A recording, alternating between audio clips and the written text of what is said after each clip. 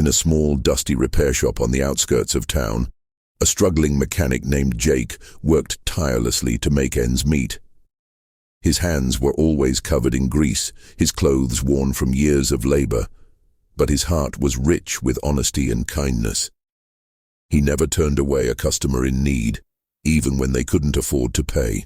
One evening, as the sun dipped below the horizon, a sleek luxury car rolled into his shop. The woman behind the wheel, Emily, seemed troubled, not by her car's failure, but by something deeper. She had wealth beyond imagination, yet she was searching for something money could never buy: genuine kindness. She had disguised herself, hiding her true identity, hoping to find someone who valued honesty over fortune. As Jake inspected the car, he had no idea that this simple act of selflessness would change his life forever. Jake's hands were rough, calloused from years of hard labor, yet they moved with precision as he tightened a bolt under the hood of an old, beaten-up sedan. The garage smelled of motor oil and steel, the air thick with the scent of burning rubber from the tire shop next door. His small repair shop was nothing fancy, just a few tools, a couple of workbenches, and a flickering fluorescent light that buzzed overhead. But to Jake, this place was everything. It was where he spent his days, pouring his heart into every engine, every bolt, every desperate car that rolled in needing a second chance. The days were long, and the pay was barely enough to keep the lights on, but Jake never turned away a customer in need. He had seen too many people struggle: single mothers who couldn't afford repairs, elderly drivers on fixed incomes, young dreamers trying to make it in the city with cars that barely held together. He understood their struggles because he lived them himself. Jake had always believed that honesty was the most valuable thing a man could own. It was the one thing he refused to compromise, no matter how tough things got. He had worked for other mechanics before, the kind who overcharged customers, who pretended small problems were bigger than they were just to make an extra buck. Jake hated that.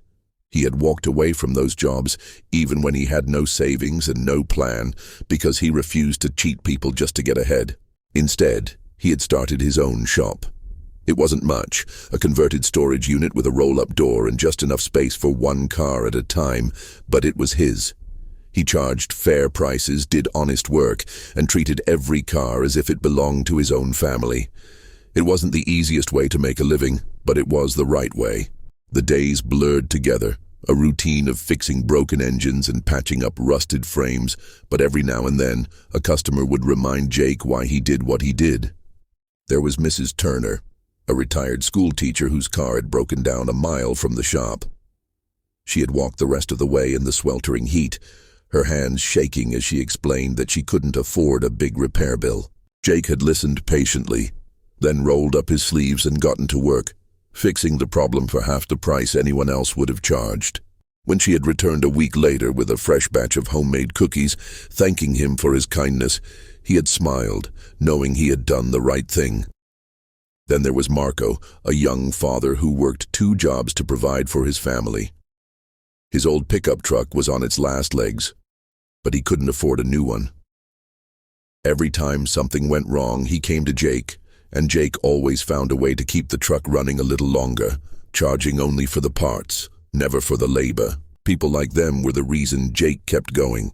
He knew what it felt like to struggle, to wonder if you'd have enough money to make it through the month.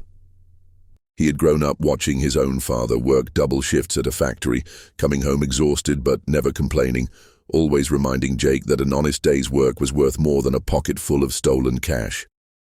But honesty didn't pay the bills, and Jake knew that better than anyone. The shop was barely breaking even. Some days, he skipped lunch just to make sure he had enough money to cover rent. The bills piled up, and there were nights he lay awake staring at the ceiling, wondering if he had made the right choice. Would it have been easier to cut corners, to charge a little extra here and there like the others did? Maybe. But then he thought about Mrs. Turner, about Marco, about all the people who depended on him to be different from the rest. And he knew he could never do it. His reputation had started to spread, not just in his small neighborhood, but beyond.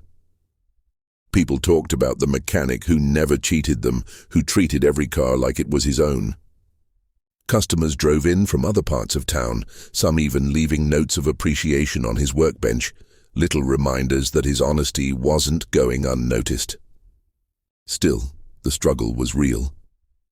Every time Jake looked at his bank account, he felt the weight of reality pressing down on him. His dream was slipping through his fingers, and no amount of hard work seemed to be enough to change it. But he kept going, because he believed in what he was doing. Because he believed that being a good person mattered more than making a quick profit. That belief would soon be tested in a way Jake never could have imagined. He had no idea that one simple act of kindness was about to change everything. The sleek black car moved silently through the streets, its tinted windows hiding the woman inside. Emily sat behind the wheel, her fingers tapping lightly on the leather steering wheel as she stared at the dimly lit road ahead. She had driven past countless small shops, run-down gas stations and auto repair garages, but she was searching for something different. She had spent her life surrounded by luxury, where every problem had a price tag and every solution could be bought. The world saw her as nothing more than an heiress, a woman born into wealth, untouched by struggle. But Emily knew better. She had seen firsthand how money could turn people into something else, how it could twist kindness into greed, love into transactions, and trust into something fragile and easily broken. She had been burned before, too many times. The people around her, friends, business partners, even those who claimed to love her, had all shown their true colors when they thought there was something to gain. Some had tried to use her, others had pretended to care.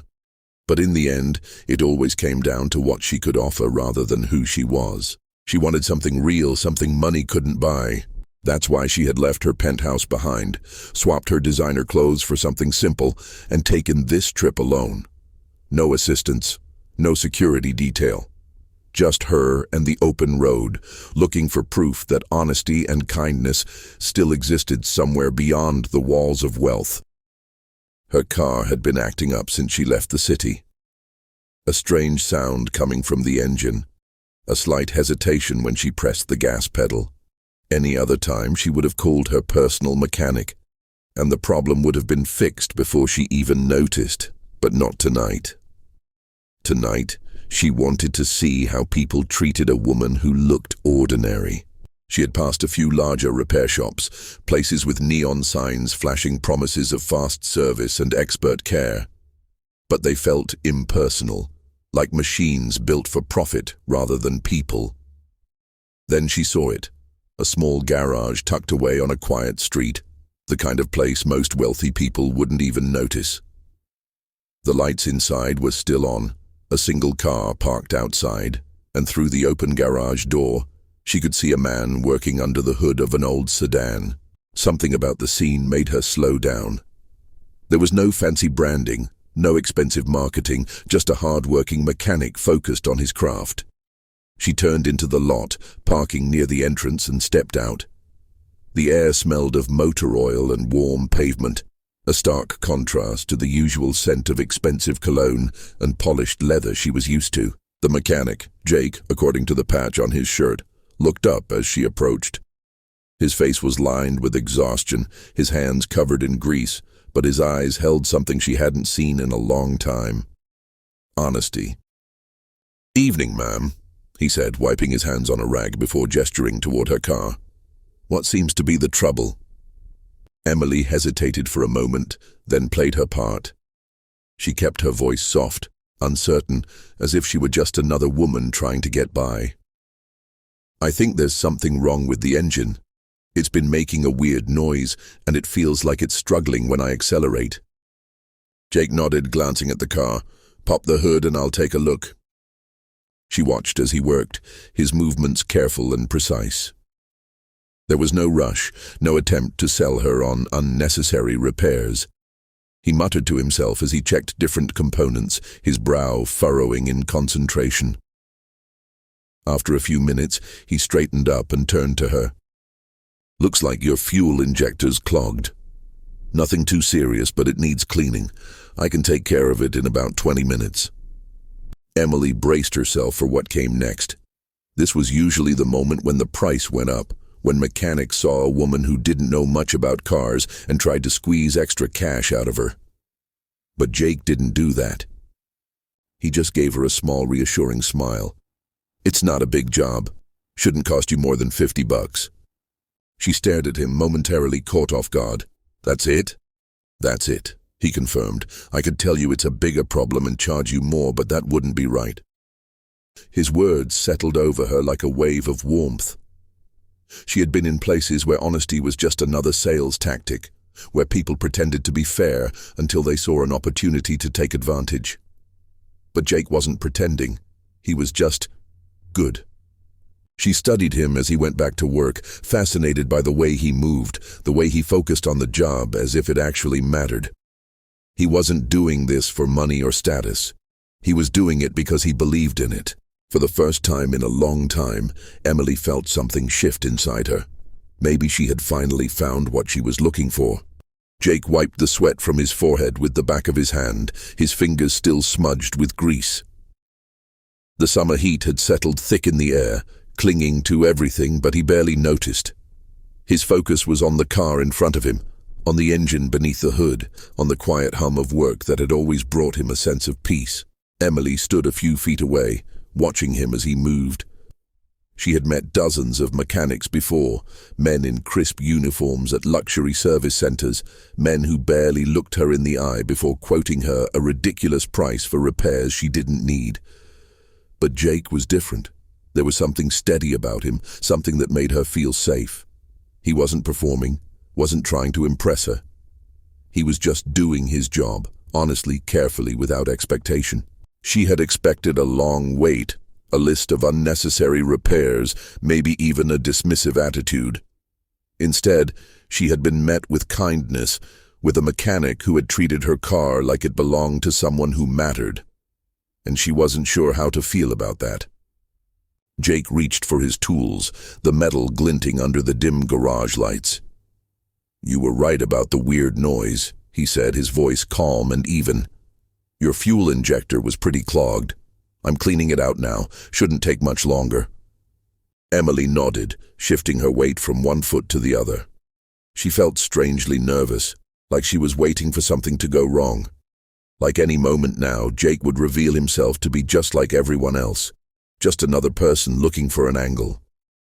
But he didn't. Instead, he worked in silence, focused on the task at hand.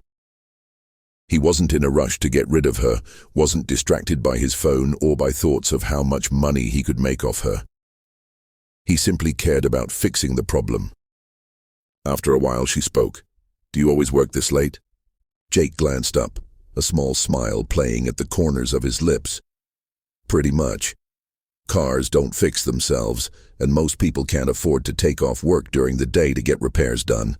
So, I stay open late. Helps folks who are struggling to find the time." Emily studied him, noting the tired lines on his face, the way his shoulders sagged slightly from a long day's work. He wasn't just saying that, he meant it. "You must love what you do," she said, almost to herself. Jake shrugged. "It's not about love, really. It's about doing the right thing. People count on me. If I can help, I help.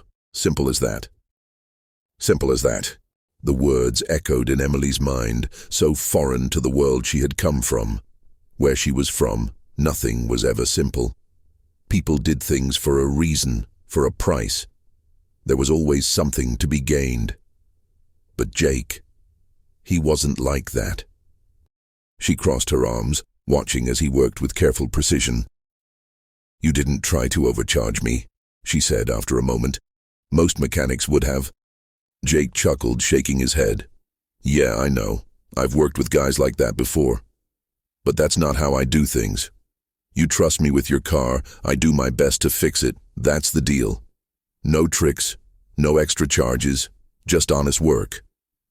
Emily swallowed, feeling something shift inside her.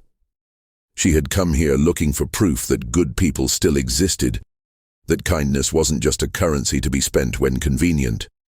And she had found it, in a small, run-down garage, in the hands of a mechanic who didn't even know who she was.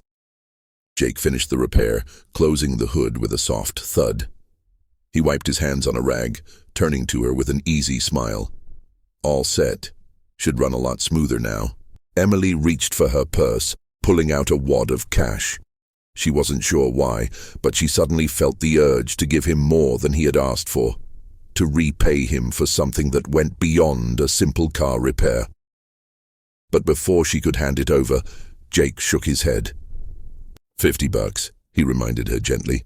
She hesitated. I can afford more. I know, he said with a nod, but that's not the point. Emily stared at him, searching his face for any sign of pretense. There was none. He wasn't playing a game, wasn't trying to win her over. He was just good.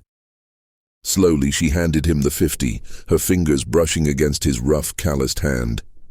Thank you, she said, and she meant it in a way she hadn't meant those words in a long time. Jake just smiled. Anytime. As she got back into her car, Emily felt something strange settle in her chest. It wasn't just gratitude, it was something deeper, something she hadn't expected. She had come here looking for honesty. She had found it. But now she wasn't sure she was ready to leave it behind. Emily gripped the steering wheel, her thoughts racing faster than the car as she pulled out of Jake's garage and onto the empty road. The streetlights cast long shadows across the pavement, and the distant hum of the city felt strangely distant, as if she were caught between two worlds, one she had always known and one she had just discovered. She had come here looking for something, proof that kindness still existed. That honesty wasn't just a story people told themselves, but a reality that could still be found if you looked hard enough. And now, she had found it. But what was she supposed to do with it? She should have driven away, gone back to her world of boardrooms and luxury, of people who measured worth by bank accounts and stock portfolios. But something about tonight wouldn't let her. Without realizing it, she turned the car around. Jake was still in the garage, wiping his hands on an old rag when she pulled back into the lot. He raised an eyebrow but didn't look surprised. "Everything okay?" he asked. Emily stepped out of the car, hesitating for a moment before taking a breath. "I owe you more than $50. Jake chuckled, shaking his head. "I told you that's the price. No need to pay more." "That's not what I mean," she said softly. For the first time, uncertainty flickered across Jake's face. He tossed the rag onto his workbench and crossed his arms, waiting. Emily took another breath. "I haven't been completely honest with you." Jake didn't speak, but she could see the shift in his posture, the quiet way he braced himself. Not with suspicion, but with the careful patience of someone who had learned to expect bad news. "My name is Emily Carter," she said, watching his expression closely. "As in Carter Industries." Jake blinked. For a moment it seemed like he didn't fully register what she had just said. Then, slowly, recognition settled into his features. "Carter? As in the billion-dollar corporation?" "That Carter?" She nodded. Jake exhaled, running a hand through his hair. "Well, that's unexpected." Emily gave a small, nervous smile. "Yeah, I guess it is." Silence stretched between them, the hum of the streetlights the only sound filling the space. Emily had spent years watching people's reactions when they learned who she was. Most people changed instantly. Some became eager, trying to impress her, while others became distant, intimidated by her wealth. But Jake just stood there, his expression unreadable. "You came here pretending to be someone else," he finally said. "Why?" Emily hesitated. "Because I needed to know if people could be real with me. If kindness still existed when there was nothing to gain. I've spent my whole life surrounded by people who only see me for my money. I wanted to see something different." Jake nodded slowly, taking in her words. "And did you?" She met his gaze. "Yeah, I did." For a long moment, neither of them spoke. Then Jake let out a breath and gave a small, tired smile. "Well, I guess that explains why you were willing to pay more than I asked for." Emily laughed, the tension in her chest easing slightly. "I wasn't trying to test you, if that's what you're wondering." "Nah," Jake said, shaking his head. "I believe you." He studied her for a moment, then added, "But I gotta admit, this is a lot to take in." "I know," she said, "and I don't expect anything from you. I didn't want to leave without telling you the truth." Jake leaned against his workbench, looking at her like he was seeing her for the first time. So what now? Emily hadn't thought that far ahead. She had spent so much time searching for honesty, she hadn't considered what would happen when she finally found it. "I don't know," she admitted, "but I know I don't want to go back to my life and pretend this didn't happen." Jake tilted his head slightly. "You looking for a mechanic for your company?" he asked, half joking. Emily shook her head. "I'm not looking for an employee, Jake. I'm looking for something real." His expression softened, and for the first time, she saw something in his eyes she hadn't expected. Understanding. Jake wasn't a man who chased after fortune. He wasn't someone who measured his worth by the size of his bank account. He was just a man who did the right thing because it was the right thing. And for the first time in her life, Emily realized that maybe, just maybe, she had finally found something worth holding on to. And for Jake, a man who had spent his whole life believing that hard work and honesty were all he had, he was beginning to wonder if, for once, life was about to surprise him in the best way possible. The garage was quiet, except for the distant hum of passing cars on the main road. The air smelled of oil and metal, a scent that had become familiar to Jake over the years. He had spent most of his life here, fixing cars, solving problems that others couldn't, working long hours to make ends meet. It wasn't a glamorous life, but it was honest, and that had always been enough. Until tonight, he leaned against his workbench, arms crossed, watching Emily as she stood near her car. She looked different now, not because of anything visible, but because of what he knew. She wasn't just some stranded driver who had stumbled into his garage. She was Emily Carter, a billionaire, someone whose life was built on things he had never even dreamed of. And yet here she was, standing in his garage, looking at him as if none of that mattered. Jake had spent years learning how to read people. In his line of work, it was necessary. He had met all kinds, those who were grateful, those who were rude, those who tried to cheat him, and those who assumed he was beneath them. But Emily, she didn't fit into any of those categories. "So," he finally said, his voice steady, "you came here looking for honesty. Did you find it?" Emily gave a small smile, but there was something vulnerable beneath it. "Yeah, I did," Jake exhaled, running a hand through his hair. "I don't really know what to say to all this." "You don't have to say anything," she said softly. I wanted to tell you the truth before I left." Jake studied her for a long moment. He had never been one to care about money. It didn't impress him.